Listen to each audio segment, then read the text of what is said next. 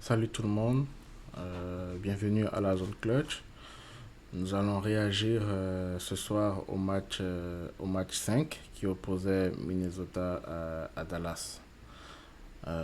Donc le score final c'était 124 pour Dallas contre 103 pour Minnesota. Donc nous allons parcourir rapidement les stats du match. Donc, du côté de Dallas, nous avons Kyrie Irving qui a scoré 36 points. Il a pris 27 tirs. Il en a mis 14. Son coéquipier Luka, il a scoré également 36 points. Il a pris 22 tirs et il en a mis 14. Donc, tous les deux, respectivement, 51,9 et 63,6 au pourcentage de tirs. Euh, Luka, c'est 6 sur 10 à 3 points, donc 60%. Et Kyrie, c'est 4 sur 10 à 3 points. Euh, je pense que les role players de Dallas, on voit que ça n'a pas été, ils n'ont pas été au rendez-vous ce soir. Euh, 5 points pour Jones, euh, 12 points pour PG, 4 sur 9. 11 points pour Daniel, 3 sur 3. Euh, Lively, c'est 9, c'est ça. Euh, c'est des stats corrects. On a quand même été habitué à beaucoup plus, notamment de PG Washington et Derrick Jones. Du côté de Minnesota, on a donc Anthony Edwards qui a scoré 28 points. Il a pris 18 tirs, il en a mis 10. Soit 55%, 55-56% au tir. Et puis Carl Anthony, il en a également mis 28 points. Il a également mis 28 points. Il a pris 20 tirs, il en a mis 9. 45% au tir. 1-6-6 à 3 points. Donc, on voit bien le contraste en termes de stats au niveau des stats des différentes équipes. Euh, Pareil pour les role players. Les role players de Minnesota, c'était pas fameux. 8. 8 points pour McDaniel, 3 sur 6. 9 points pour Rudy Gobert. 7 points pour Mike Conley. 7 points pour Kyle Anderson. Et Nice Reed, le sixième homme de l'année. Un minable 5 points, dans 2 sur 10 au tir. À noter que Minnesota recevait Dallas, donc ils jouaient chez eux, ils jouaient devant leurs spectateurs. On se serait attendu à beaucoup plus de la part des role players. Donc, on sait tous que les role players, ils performent plus à domicile qu'à l'extérieur. Surtout après avoir arraché la victoire lors du Game 4 à Dallas pour ramener la série à 3-1. On se serait attendu à ce qu'ils gagnent ce match 5 devant les spectateurs pour donner un peu d'espoir à leurs supporters, à leurs fans. Mais cela n'a pas été le cas ce soir. Je pense que Luka Doncic, il avait d'autres intentions. Kyrie Irving, il avait d'autres intentions. Et puis, clairement, ils ont su imposer leur volonté ce soir. Donc, rapidement, à propos du match, qu'est-ce que j'en ai pensé? Euh, dès le début du match, on pouvait voir la différence de volonté des équipes. Pour ceux qui se rappellent de ma vidéo précédente, j'avais expliqué le contexte dans lequel cette équipe de Minnesota abordait le match de ce soir, notamment avec le joueur star Anthony Edwards, qui, au micro, en s'exprimant, a laissé comprendre que le seul intérêt ou le seul objectif, c'était d'éviter le balayage. Donc, c'était d'éviter le sweep, donc le 4-0. Donc, ils avaient déjà baissé ils avaient déjà baissé les armes, ils avaient déjà baissé les bras. Et je peux dire que ça s'est vu au début du match. Ça s'est vu au début du match, ça s'est vu tout le long du match. Euh, le langage corporel montrait qu'il n'y croyait pas du tout. Il n'y croyait pas du tout à la remontada. Ils sont assurés de gestionner le strict minimum, là, empêcher le sweep, histoire de sauver un peu la face. Ça a été ça. Du côté de Dallas, ils voulaient plus retourner. C'était clair qu'ils voulaient plus retourner chez eux. Ils voulaient en finir devant les spectateurs adverses. Ça a commencé par Doncic, qui a été très tranchant dès les débuts, dès les premières minutes du jeu, notamment avec un 5 sur 5 au tir, dans 2 sur 2 à 3 points. Et je pense que par la suite, à la fin du premier quart-temps, je pense qu'il était déjà, si je check, je me rappelle bien, il était déjà à 20 points. Luka Doncic, c'est ça. Il était déjà à 20 points, donc 8 sur 11, 4 sur 6 à 3 points. Puis, quand c'est comme ça, le reste, quand tu donnes autant d'avantages, mais quand tu laisses un joueur aussi talentueux que Doncic être dans son rythme offensif, le reste, c'est du pain béni. C'est du pain béni en attendant que Kyrie, lui aussi, il rentre dans la danse, qu'il trouve son rythme. Écoutez, le reste, le reste, c'est du gâteau. Donc, ça a été ça le déroulement. Euh, en début de match, en début de match, euh, Minnesota a montré quelques stratégies différentes des 3 premiers matchs et quelques stratégies qu'ils avaient commencé à adopter au match 4. Mais très vite, Dallas a su s'adapter. Notamment le jeu avec Gobert. Donc, j'ai pris des notes. Gobert, dès les premières possessions où il y avait le switch de Doncic sur lui, il a été très agressif au panier. Donc, je pense que dans le premier quart-temps, il avait pris 7 paniers. Et le commentateur, il avait mentionné que c'était un record pour Gobert d'avoir pris autant de tirs lors du premier quart-temps en NBA. Donc, ça pour vous dire que l'idée, c'était vraiment d'attaquer Doncic. Chose étonnante qu'ils n'ont pas fait durant les 3 premiers matchs, parce qu'on sait tous que Doncic est le moyen faible de cette équipe. Donc, on se serait attendu qu'il attaque en défense afin de l'affaiblir offensivement.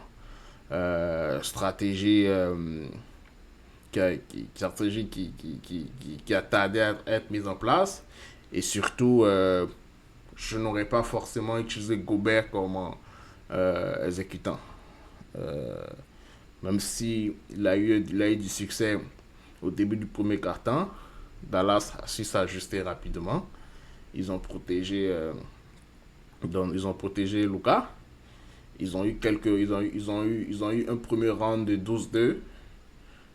Puis à partir de là, c'était fini. C'était fini. Minnesota avait la difficulté à suivre le rythme. Puis bien sûr, Kyrie s'est mis dedans au retour des vestiaires, parce que je crois au vestiaire, je me rappelle plus, c'était à la mi-temps. Je pense que le score, faut que je check, mais à la mi-temps, faudrait que je check 69, c'est ça, 69-40. 69-40. Et puis, c'était déjà fait à la mi-temps. Donc, deuxième partie, Kyrie, il a trouvé son rythme. Il a juste enfoncé le clou. Donc, C'était ça le match en général. Euh, je dirais que sur la série, je suis assez déçu de Minnesota. Je suis assez déçu dans le sens où ils n'ont pas su ils n'ont pas su s'adapter, ils n'ont pas su contrer le système défensif mis en place par Dallas. Et comme je l'ai dit plusieurs fois, Minnesota, c'est une équipe qui repose essentiellement son jeu sur les 3 points. Et puis quand les 3 points ne suivent pas, ça donne ce qu'on a eu ce soir. Ça donne ce qu'on a eu ce soir. Donc, on a, on a Dallas qui a shooté 44% à 3 points contre 31% à 3 points du côté de Minnesota. Et rappelez-vous, la série passée, le match passé, c'était 45% pour Minnesota et 35% pour Dallas. Donc, et pourtant, Dallas, ils avaient plusieurs occasions. C'est juste qu'ils ne mettaient pas le tir. Ils rataient. PJ Washington, Hardy, Jones, ils avaient des tirs ouverts, mais c'est juste qu'ils les rataient. Aujourd'hui, ils en avaient plein.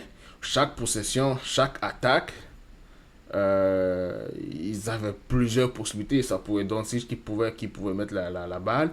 Ça pouvait être Jones qui faisait l'extra pass. Ils avaient plusieurs options à chaque fois qu'ils attaquaient. Comme je disais, l'intensité, le langage corporel de Minnesota, ça se voyait sur les switches défensifs. Ça se voyait lorsqu'ils essayaient de doubler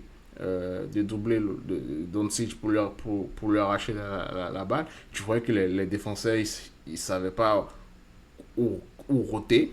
Il y avait un problème de communication avec les gars. Et ça a été le cas toute la plupart de la série. Je sais pas comment est-ce qu'ils travaillent leurs entraînements, mais chaque fois qu'ils essayaient de doubler Doncic ou Kyrie d'ailleurs, ça s'est mal passé, ça finissait mal. Ça finissait mal. Luka il passait le ballon au Big et les shout-out au Big de Dallas, Gafford et puis Lively, qui savaient quoi faire avec le ballon. Il trouvait toujours un joueur démarqué, ça peut être John, ça peut être PJ Washington. Il y avait également Hardy. Et puis ceux-là, ils prenaient de bonnes décisions. Ils allaient attaquer le panier. Et ils battaient facilement le doublage, le doublage de Kyrie. Donc, Dallas a bien mené son attaque. Que ce soit avec Kyrie, que ce soit avec Doncic. La menace offensive aux 3 niveaux était là. Le 3 points, le mi-distance et bien sûr le panier avec les lobes. Et on connaît tous Kyrie pour sa capacité à mettre des paniers difficiles, à mettre des paniers difficiles. Donc, coupler ça à la défense,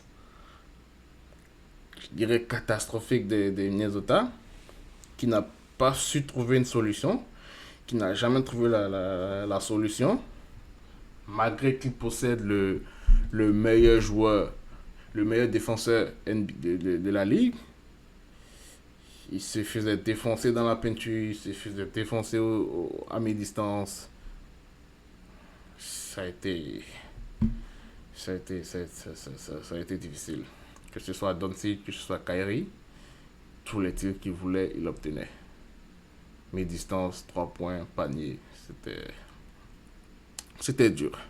Ça a été un match difficile à regarder. En termes d'effort, en termes d'intensité du côté des Minnesota. Si j'étais un fan de Minnesota, je serais vraiment déçu. Du côté de Dallas, belle victoire d'équipe. Euh, Comme je l'avais prévu, Dallas remporterait la série. Ils l'ont remporté. Et je pense même que Dallas serait un meilleur adversaire pour Boston que Minnesota le serait. Donc, c'est ça. Euh, Série assez bien gérée par Dallas. Kyrie et puis Doncic, ils ont eu une très belle série, sauf le match, je pense, le match 4 où c'était assez difficile au niveau ils ont eu au niveau du scoring, notamment au niveau de l'efficacité. Mais sinon, toute la série, ils ont très bien joué. Ils ont, ils ont obtenu tous les tirs qu'ils voulaient. Et ils n'avaient pas de la difficulté à trouver leur zone de tir, à trouver leur zone de confort. Minnesota n'a rien pu faire, que ce soit au pick and roll, que ce soit un contre un en isolation. Donc, très belle série. On va voir ce que ça va. Le prochain tour pour Dallas, on va voir ce que ça va donner euh, avec Boston. Donc, ça va être très très intéressant. Ça va être très très intéressant. On va également voir quelles seront les prochaines décisions pour Minnesota. Euh, même si, même s'ils ont eu, même s'ils ont eu une série, je pense que mon écran s'était éteint, excusez. Même s'ils ont eu une série, euh, même s'ils ont eu une série difficile contre Dallas, ils ont quand même fait de très bons playoffs. Ils ont fait de très bons playoffs. Ils ont de quoi, ils ont de quoi être fiers. Euh, Ils ont de quoi être fiers. Donc, il y a la place. Il y a la place à l'animation. Donc, on verra ce que ça va. On verra comment est-ce qu'ils vont réagir pour la prochaine saison. Ils sont encore jeunes. Ils ont de très bons joueurs. Et, comme je dis, la plupart d'entre eux ils sont dans la vingtaine. Donc, il y a encore beaucoup de chances qu'on les revoie à ce niveau de la compétition. Euh, Mes prochaines vidéos, je vais faire une vidéo sur un genre de preview sur la finale entre Dallas et puis Boston. C'est ça, donc on va voir ensemble qui a l'avantage chez qui. Et puis je vais également faire une vidéo par rapport à Minnesota pour voir ensemble quels sont les points que je pense qu'ils doivent améliorer pour pouvoir prochainement dépasser ce stade. Donc, cette équipe a beaucoup de potentiel à venir. Comme je dis, ils ont quand même fait une très belle saison.